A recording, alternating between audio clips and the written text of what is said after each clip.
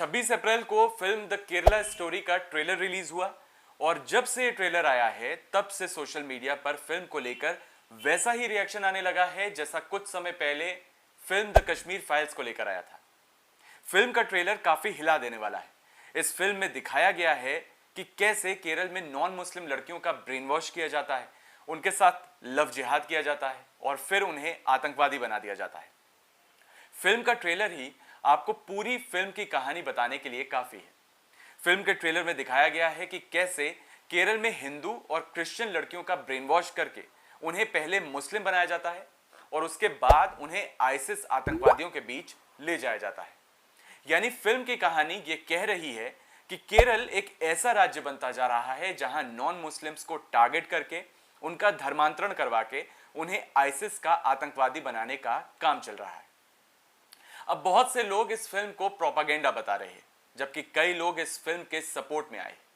Film के बारे में राय बनाने से पहले यह जानना जरूरी है कि क्या वाकई केरल में आईसिस का इन्फ्लुएंस है और क्या वाकई वहां धर्मांतरण चल रहा है।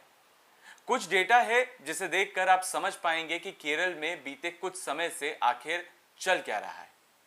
देखिए, साल 2016 में इंडिया टुडे की एक रिपोर्ट आई थी।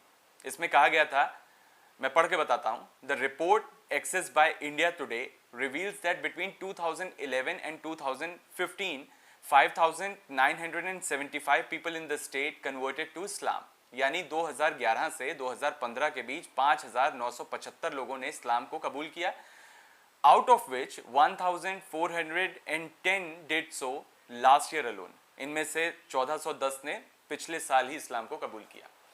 2019 की रिपोर्ट देखिए। 2019 की इंडियन एक्सप्रेस की एक खबर है जिसकी हेडलाइंस कह रही है कि केरलाज इस्लामिक स्टेट कनेक्शन, और इस खबर में बताया गया है कि security agencies estimate that some 100 to 120 individuals from Kerala either join or try to join ISIS. Some of them move to Syria or Afghanistan from Middle East where they were employed, other migrated from Kerala. यानी इस कहानी में ये बताया गया है कि कुछ 100 से 120 इंडिविजुअल्स थे केरला के जिन्होंने आईसिस या तो ज्वाइन किया या फिर ज्वाइन करने की कोशिश की, और उसके बाद इनमें से कुछ थे जो Syria or Afghanistan middle east के रास्ते चले गए और कुछ सीधे केरला से माइग्रेट करके गए। चलिए देखते हैं कि इसके बाद एक जो रिपोर्ट आई है उसमें क्या वो रिपोर्ट कहती है। इसके बाद टाइम्स ऑफ इंडिया की एक खबर आई जिसमें बताया गया कि एनआईए की स्पेशल कोर्ट ने कोच्चि में 2 व्यक्तियों को इस्लामिक स्टेट से जुड़े केस में 7 साल की सजा सुनाई, जबकि तीसरे व्यक्ति को इस केस में 6 साल की सजा हुई। इन पर आरोप क्या था? इन पर केरल में आतंकवादी विचारधारा को फैलाने और सीरिया भागने का आरोप लगा था। फिर 2019 की ये खबर देखिए। 2019 में ये खबर आई थी, ISIS influence growing in south India particularly Kerala, social media monitoring firms. अब इसमें खबर में बताया गया कि सोशल मीडिया को मॉनिटर करने वाली 2 प्राइवेट कंपनीज ने यह दावा किया कि साउथ इंडिया में आईसिस का इन्फ्लुएंस काफी तेजी से बढ़ रहा है, खासकर केरल में।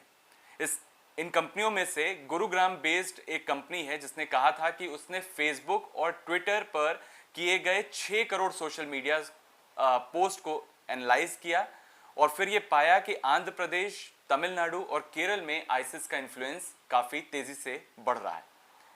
काफी समय पहले इंडिया टुडे की खबर आई थी कि केरला चीफ मिनिस्टर जो थे वीएस अच्युतानंदन, उन्होंने कहा था कि they want to turn Kerala into a Muslim majority state in 20 years. इसका जिक्र फिल्म में भी आपको मिलेगा जहां पे एक लड़की कहती है कि आने वाले 20 सालों में, एक्स चीफ मिनिस्टर ने भी बताया है कि वो केरला को इस्लामिक स्टेट बनाना चाहते हैं।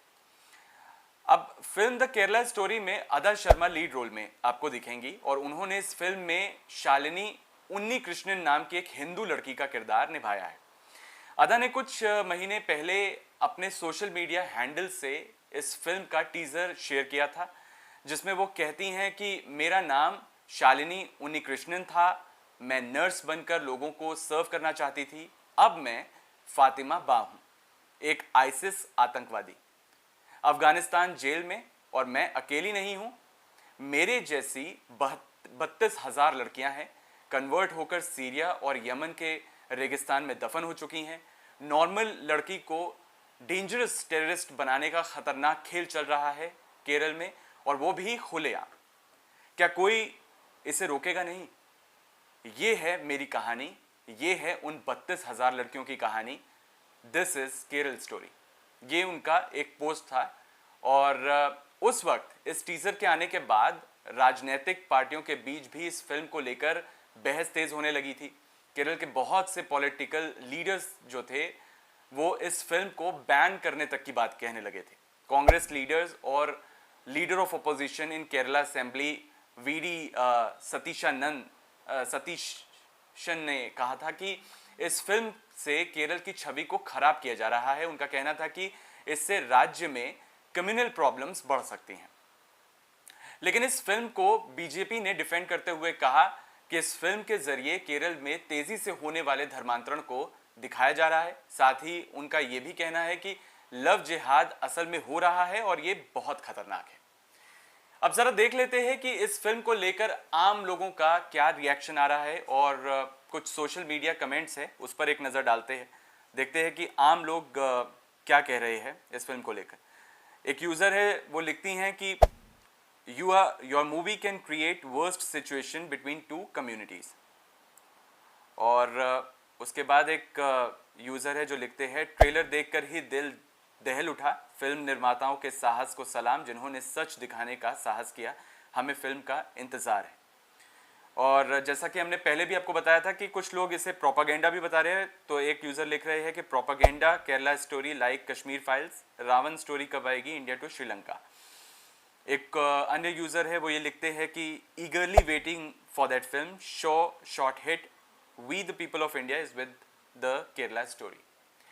देखिए, जिस तरह इस फिल्म में धर्म के नाम पर लड़कियों को आतंकवाद में झोंकने की कहानी दिखाई गई है, जहां कहीं भी समाज में इस तरह की गतिविधियां हो रही हैं, उन पर सरकार को और एक जिम्मेदार नागरिक होने के तौर पर हम सभी को नज़र बनाए रखनी चाहिए और इसके खिलाफ आवाज़ भी उठानी चाहिए।